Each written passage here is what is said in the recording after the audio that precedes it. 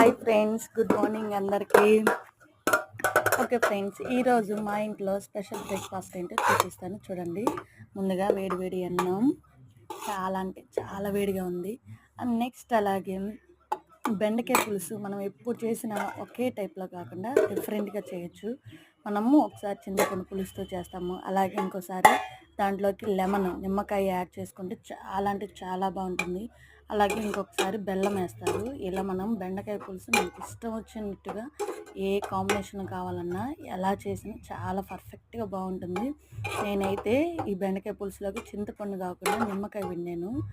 చాలా అంటే చాలా బాగుంది టేస్ట్ అయితే. అండ్ నెక్స్ట్ అలాగే ఇవన్నీ తిన్నాక వాటిలోకి అలాగే ఫ్రూట్స్, కమలాపండు, అలాగే దానిమ్మ పండు. అండ్ నెక్స్ట్ అలాగే ఇవన్నీ తిన్నాక వేడి చేయకుండా ఉంటాయి చల్లటి మజ్జిగ. నా వీడియో మీకు నచ్చితే ఒక చిన్న లైక్ చేయండి.